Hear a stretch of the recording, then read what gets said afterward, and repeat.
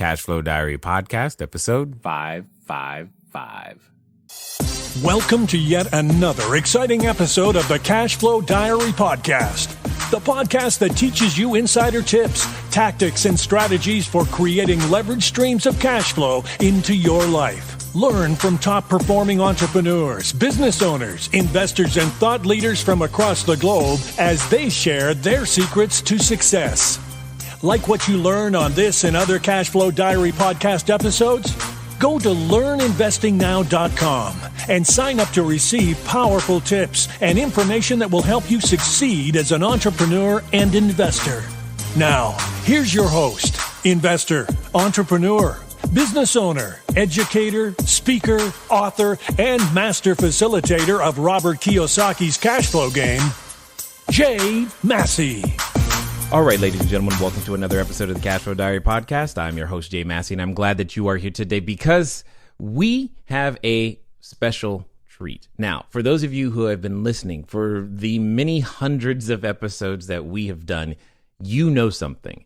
You know that it is very, very rare. In fact, you can count on your fingers the number of people who have been on the show more than once.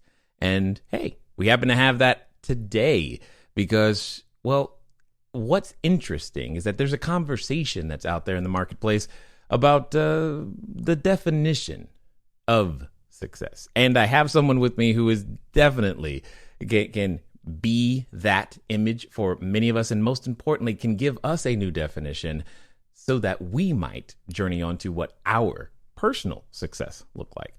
I'm, of course, speaking of none other than Sharon Lechter. She's the former CEO of Rich Dad and Pay Your Family First. She's an entrepreneur, #1 New York Times and internationally best-selling author. In fact, you probably, especially if you've been listening for a while, have read Rich Dad, Poor Dad, or maybe the book, Why We Want You to Be Rich, or maybe 3 Feet from Gold, Turning Your Obstacles into Opportunities.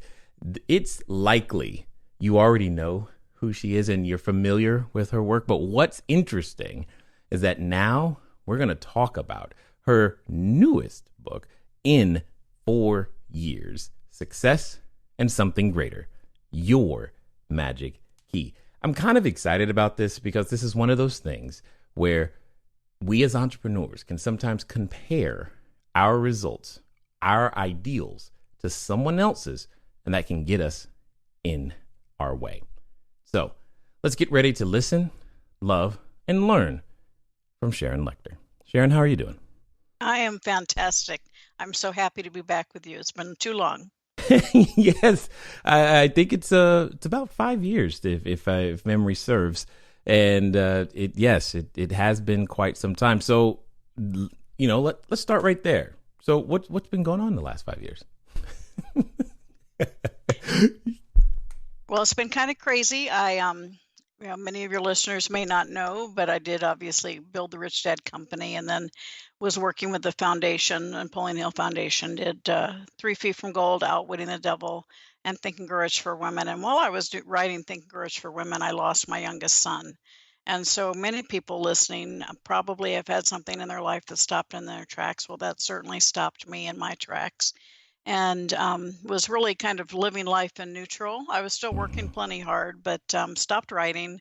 And about a year and a half ago, almost 2 years ago now, I said, this is crazy. If I'm not going to have the same zest to play big in my life, I probably should retire.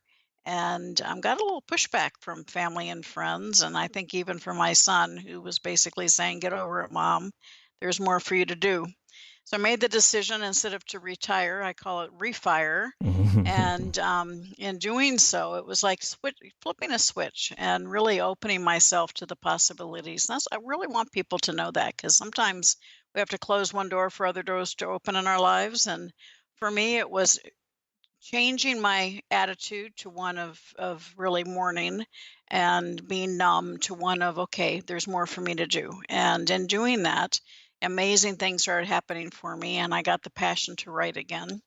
And so my first book in over 4 years, Success and Something Greater, is coming out in a few weeks. And it's it really has opened my eyes to the fact that each and every one of us, we have things that stop us, absolutely. And it's a, I'll never look at life the same again. You're not supposed to outlive your children, but at the same time, I'm still here, and I want to do what I can to continue um, living life to its fullest, and in doing that, creating information that can help people take control of their financial lives. Okay, so you've just dropped a whole bunch of stuff that we have to unpack for a second, because there was a phrase that you said at the beginning that I can resonate with, and I want to hear more about. When you said you were living life in neutral, I mean, it gives me this connotation that there's probably a number of people who are in neutral right now listening, but what do you mean by it?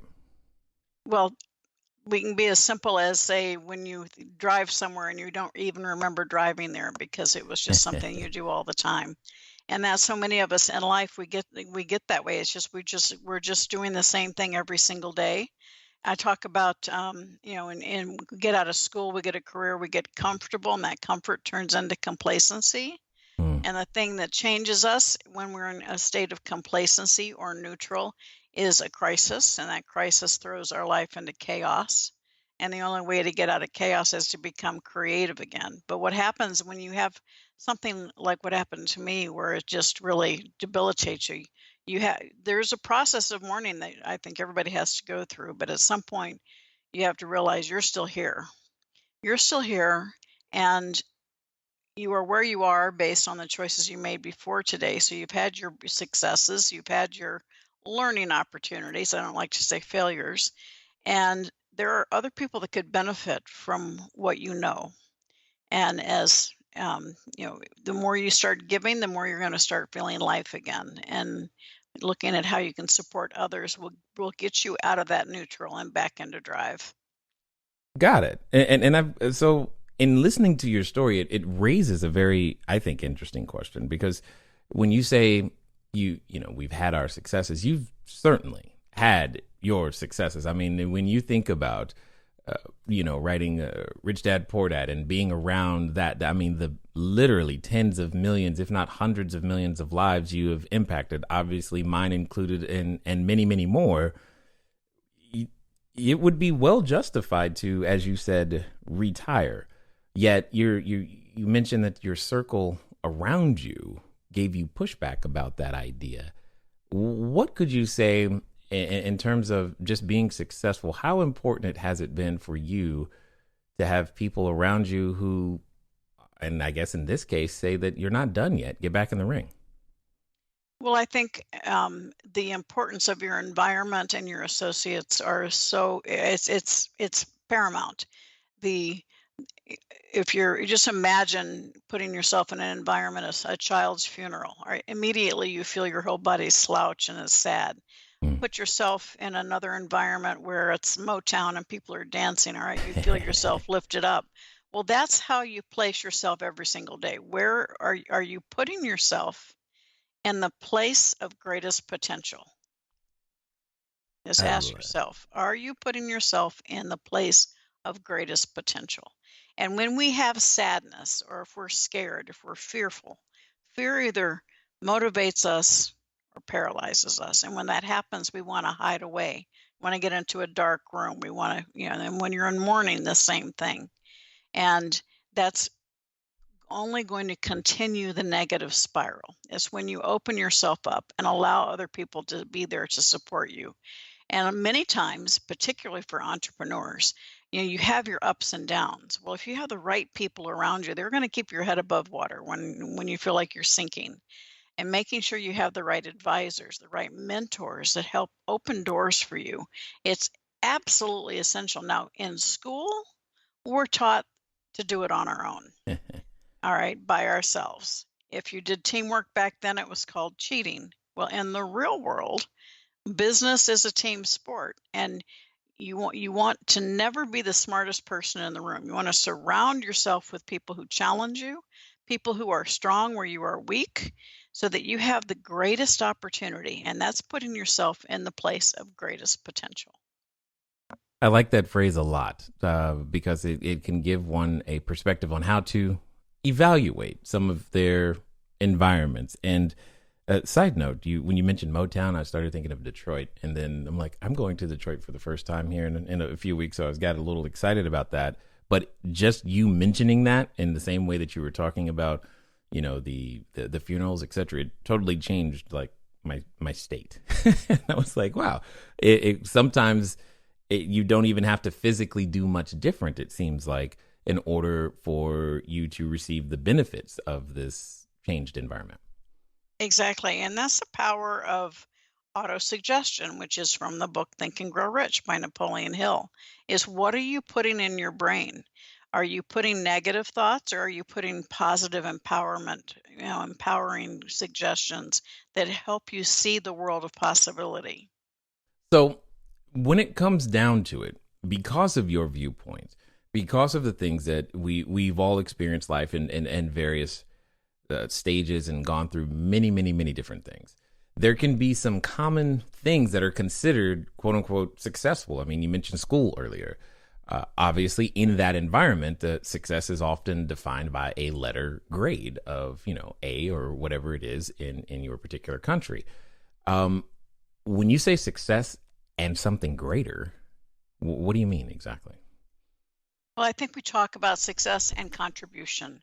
And when I was a little kid, my father would ask me every night, Sharon, have you added value to someone's life today? Mm. And he's been gone for 14 years, but I still ask myself that every night. And I think when we look at success, yes, success can be numbers, but I think Mother Teresa was very successful. It had nothing to do with money, right? It had to do with impact. So when I talk about my play big movement, or playing big again, it's being number one in your field, living your legacy, because your legacy is created every single day with the lives that you touch, and creating maximum impact.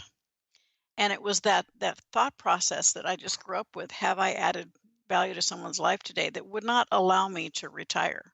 Because it was like, okay, that's what feeds me. It feeds me to know I am of service. And it's retire to me is a negative connotation. We might want to refire, change your focus, change what you're doing, but at the same time, always looking forward as to how you can add value to someone else's life. Okay, so let's talk about this concept of by the way, love the word refire.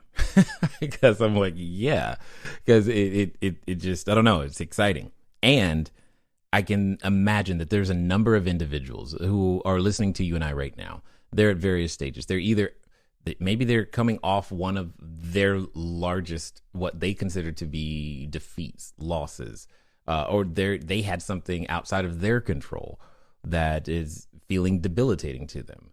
What was it? How did you manage to get to the point to actually refire? Not a false start, but an actual refire.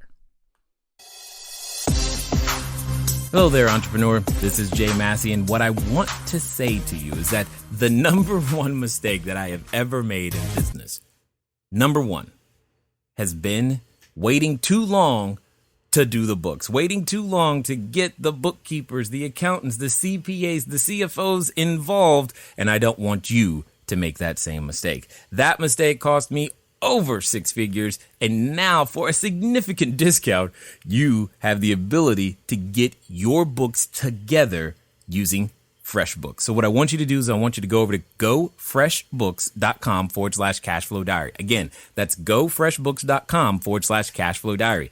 FreshBooks is the easy to use software designed to help you, the small business owner, the freelancer, get organized and save time on invoicing, getting paid faster, keeping those books in order so that it becomes a bonus for you to do your taxes as opposed to a burden.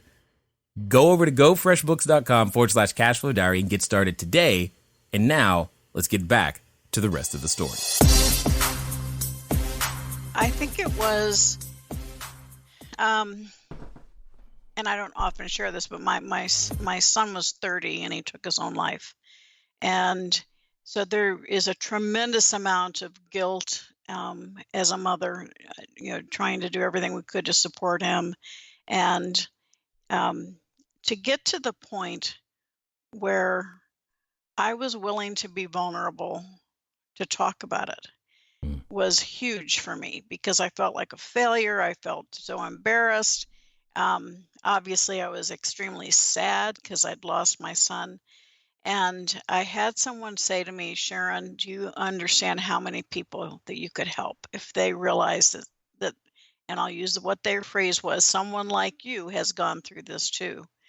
And it was I couldn't even say the word vulnerable. Say, I said, you're telling me I need to be blah, blah, blah, vulnerable? And spent my life trying to be, good at what I was doing. You didn't want to show vulnerability. And when I made that decision to start talking about it, it was, I remember I was actually in Europe at an event there. I was speaking, and I was just flooded with people in response to me sharing my story who had lost children or had life-changing issues. And I realized that vulnerability is transparency, and people can connect with you more closely. And when you have something that happens in your life, whether it be a loss like I had, or whether you have a quote unquote failure, I want people to understand it's an occurrence. It's not a definition. And too many people who have a failure in their life feel like it defines who they are. It doesn't. It's just something that happened to you, and you just need to pick yourself back up. And in my case, refire, find a new way to direct your energies. And when you make that decision internally, the world starts to change around you. So, how would you say all of this has led? I mean, in many of the authors that I've spoken to, there's usually a reason for them personally that led to the book that they're currently working on or writing or have written in the past. I'm curious to know what motivates success in something greater now, today. Like, is this something you think you could have written 10 years ago? That's a great question, and it's going to sound like I set you up with that question. I did not. 10 years ago, we released 3 Feet from Gold, which you so kindly mentioned when you introduced me. 3 Feet from Gold was the first book I did with the foundation, which was talking about how successful people made it through downturns in the economy. And so we talked about perseverance. We talked about having that faith to stay through the downside, making that power of association. And it still is a very good book today. We're actually coming out with a 10th anniversary edition in a few months. But when we made the decision, and since then I did Outwitting the Devil and Think and Grow Rich for Women, but Success is Something Greater was Greg Reid and I coming back together 10 years later to say, let's do a book that doesn't talk about downturns. It really talks about the inner belief of successful people. What was their core strength? What was it that helped them create success? Because it isn't the same for everybody. Some people, look at the innovation, or some people look at empowering their people. And each one of the people we interviewed in the book are very successful in their own right. But what they credit their success to, their secret sauce, their magic key, are all different and all unique. And I think it was very inspirational for me, and I think for everyone that has been a part of the journey with us, to see the world of possibilities. Success is not one single pathway. Success is not the number of zeros in your bank account. My definition of success is how you feel about yourself when you look in the mirror. And each of the individuals we interviewed had a unique story on how they created success in their life. One man who's a dear friend of mine, he invented the ski-mobile, right? Or this, not the ski-mobile, on the water ski, jet ski. And but he sold that patent for like $75,000. And so that became a $1 billion industry. And so we were talking to him, do you regret it? And he said, no, that $75,000 allowed me to keep my house. I was just about to lose my house, allowed me to pay my employees, and allowed me to get to the next deal. So his whole philosophy is sometimes you make a deal to get to the next deal. And he went on. He ended up inventing the bucking bronco that you see in bars. He invented the little car that was on Fantasy Island. And then he had a very good relationship with NASCAR. So he created the little die-cast metal NASCAR cars and went on to sell that company for like $240 million, right? So the whole concept of opening your mind is sometimes you make a deal to get to the next deal. So powerful concept. Someone else, Bob Bondurant, who's a very famous race car driver, another dear friend of mine, he says, know the track. As successful as he was, he would always go in early and drive the track. Know the track. Do your homework, do your due diligence, and then always look where you want to go. Don't get sidetracked. Too many entrepreneurs, we have this shiny object syndrome, right? And he said, no, keep your eye on where you want to go. Focus on where you want to be. And, just tons of nuggets like that really help people focus in on what their definition of success is. So a number of us, and myself included, there was a time where it's, you can have this opinion or thought process that as you're building your business, as you're going out there, you're growing your cash flow, you're doing all of the right things. Success, quote unquote, is supposed to go in a straight line up and to the right in perpetuity. Now, I'm curious to know how important would you say experiencing failure events is in order to even define or refine your definition of success? I don't know a single person that is a true success that hasn't experienced failure along the way. I always say failure is a learning opportunity. And as far as a straight line to success, I've never seen one. If you think about a sailor, as you go from one point to another, they don't go in a straight line unless they're using their motor, right? They just recalibrate. Going back to Bob Bondurant, they know where they want to go. So wherever they end up, they recalibrate to get there. You have successes that take you really high in the sky, and then all of a sudden the next day you may have something that takes you below that straight line. The issue is not how many times you fall down, it's making sure you get back up and and refocusing on the end goal. And sometimes you have to sit down and say, okay, maybe that end goal needs to be adjusted. Maybe I need to adjust that. Maybe I'm even more successful than I thought, so I need to increase my goal. Or maybe it's like, you know what? I'm realizing that if I go in this market to the left as opposed to this market, I'm going to be much more successful. And so it's understanding your market, listening to your customers. When we launched Rich Dad, Poor Dad, we never expected to be a book company. We wrote Rich Dad, Poor Dad as a brochure to sell the game Cash Flow. All right. And the world said, no. Your company is Rich Dad, not Cash Flow. And we want more books. And so we ended up saying, well, we'll be a trilogy. So we wrote Rich Dad, Poor Dad, Cash Flow Quadrant, Rich Dad's Guide to Investing, thinking we were done. Oh, no. 15 books later, right? We co-authored over a 10-year period. And then I launched another whole brand, Rich Dad Advisors brand, for another 12 books. Okay. So we were listening to the market and responding to what the market wanted, finding those gaps, finding those opportunities. That's another one of the stories in the book, identifying the gap in the market. The most successful businesses either solve a problem or serve a need. And if you remind yourself every morning what problem you're solving, what need you're serving, it takes it outside of you, gives you that bigger plane, and gives you that innovation to jump out of bed and keep going. Now, you mentioned something about, you mentioned the words end goal. And I know for a number of people listening, that's literally where they're stuck in some way, shape, or form, is being able to keep an eye on the prize, as they say, or on that finish line, and understanding that final destination, what you were trying to accomplish. I am with you. And you also mentioned the idea of having to increase the goal. And I know myself, I've found myself in that place. I've also found myself underestimating my potential to reach any particular goal. And that's usually when it's like, oh, wow, I guess we can do more. But what I want to ask you is about the individuals who feel like they need that change, but they're not quite clear yet on that end goal. They just know that they want something different, and maybe they feel like they're floating, and without necessarily direction, they just like, I just want a business because I really don't want to work a job anymore. How on earth are they to get onto this path of success and or something greater? Well, I think you have to listen to your gut, definitely. That's, the sixth sense is Think and Grow Rich.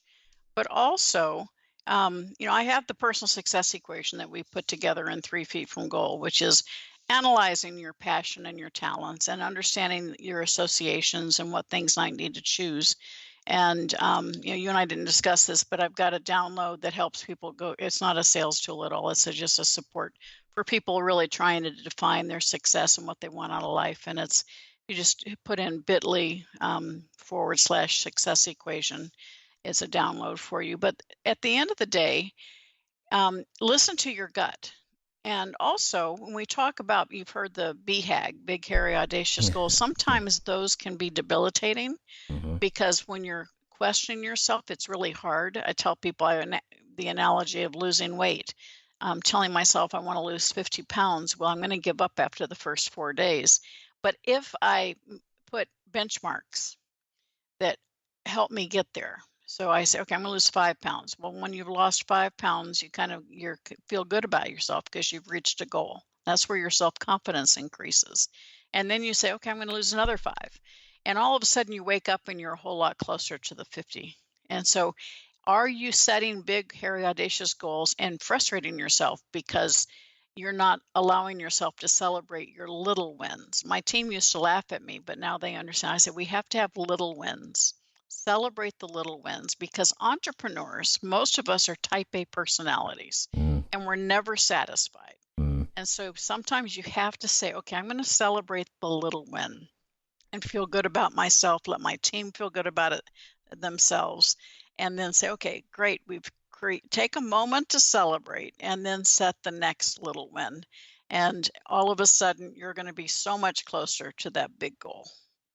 Can I share something with you? This is, I think it's kind of silly, but interesting. Just one of the times for me, there was a period where my little win was I got out of bed and brushed my teeth.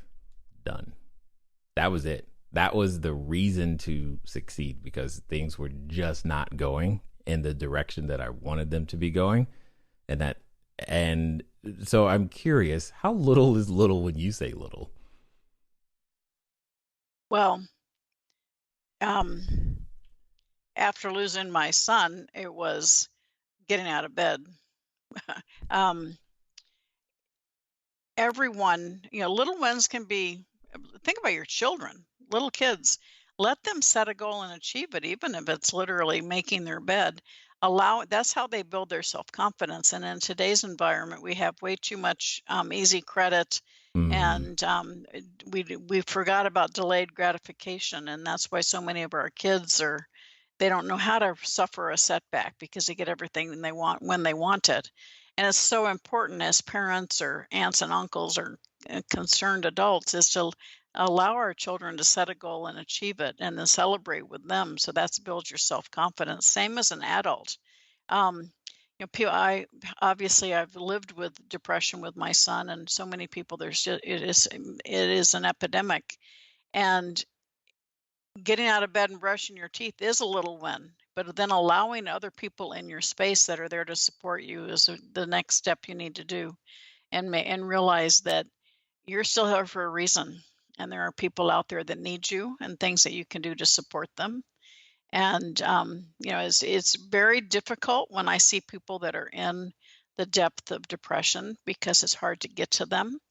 And I have them read Outwitting the Devil so that they can kind of get out of their own head and realize that they're not alone. There's a lot of people out there that are suffering. And the more we can shed light on it and put that hand out to give them a hand up, I think it's important for all of us to identify those people who need a little injection of love and life. Okay. And now that we understand what, little looks like, you've also started, the Play Big movement, you've got the Facebook group, etc. when you say big, well, what does that mean? It means different things to different people, which is why I wrote Success and Something Greater. Playing big can be, reaching out to do a deal with Disney. That's pretty big. Playing big can also be reaching out to a mentor to have them support you in your business.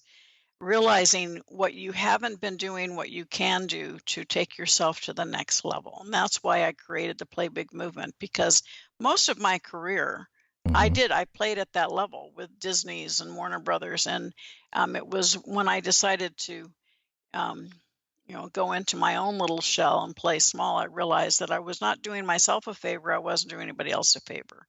And so by playing big again on my platform, I said, I want to share what I'm doing so that other people can be inspired to do it in their lives as well, which is why I created the free Facebook group, Play Big Movement with Sharon Lechter, and created some online programs, because being an entrepreneur can be very lonely.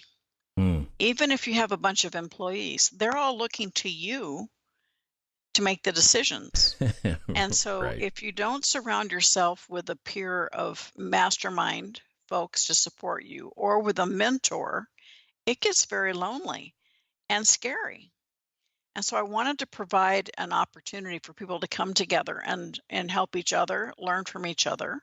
That power of association in today's world is even more important than it was 20 years ago.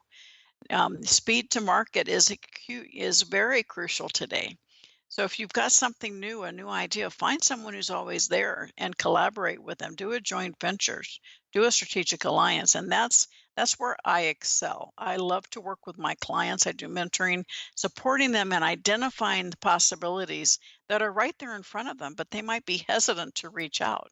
So we can structure them being able to find that right partner, that right strategic alliance, open the door for them to be able to spread what they're doing to a much larger audience. So when it comes down to it, there's a number of entrepreneurs who think they're playing big, but yet, have you ever run into a situation to where you meet someone who could be believing that for them it's big, but you see more in them, and if so, what do you say? Every day. I see that every day. I usually, if I see something, well, first I'll say, can I give you a little feedback? Got it. Uh, That's the phrase to listen for right there. Got it. yeah, yes, I want permission, because there's nothing worse than unsolicited advice. Right. And then I also, this the power of the question. I say, have you ever considered? Mm. Mm-hmm. Mm-hmm. Okay. Because when you make a statement, whether, there's no open dialogue. When you ask a question, it opens the brain. People want to answer the question. It triggers the entrepreneurial spirit. And so when I ask a question, they're saying, oh, she knows something about this. Maybe she knows something I don't know. And my goal is for them to say, tell me more. Interesting. I can only imagine the number of times where if someone has there ever been a time where you did that and someone didn't go down that path? They just, can I give you some advice? And they either say no, or they don't get that you're trying to help them in some way, shape, or form, and they just Oh, miss that. oh, certainly. And sometimes people say, oh yeah, I thought that it won't work. Oh, I see. Some people are can be coached and others cannot.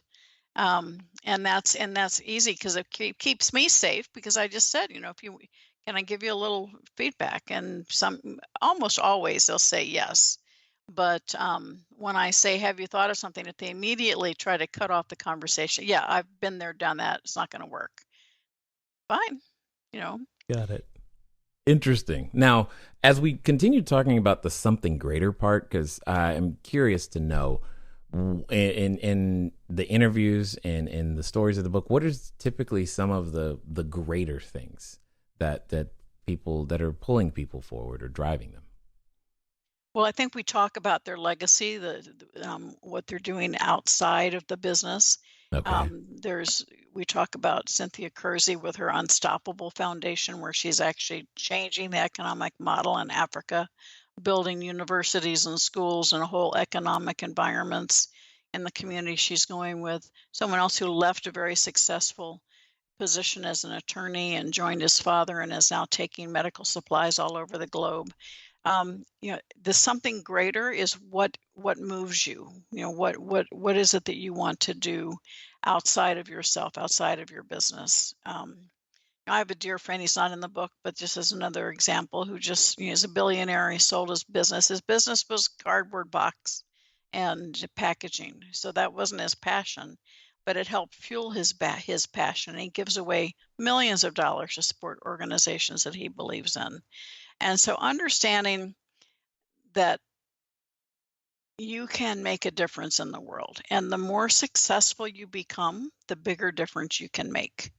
And understanding that, God is a God of abundance, not a God of scarcity. So there's nothing wrong with becoming successful. And when you make a lot of money, it makes you just more of who you really are. If you're generous, you're going to be more generous. If you're not, you're not. So the issue is creating success in your life so that you can make a larger positive impact on the world, however that looks to you. I like it 100% because I think it frees a lot of people from judging ourselves against someone else. Was that part of your objective in creating this work? It absolutely is, because you'll notice not two people in the book are the same, and yet they are all happy, they're all successful, and they're all making huge contribution. I like it a lot. Now, for those that have listened this far and want to find out more, either about Play Big or get a copy of the book or just find out what's going on with you online, what's going to be the best way for them to track you down? Well, they can find me at my website, Sharon Lechter, SharonLechter.com. Join the Play Big movement on Facebook, and certainly go to Amazon or Barnes & Noble online or to your local bookstore or airport or buy Success and Something Greater, Your Magic Key.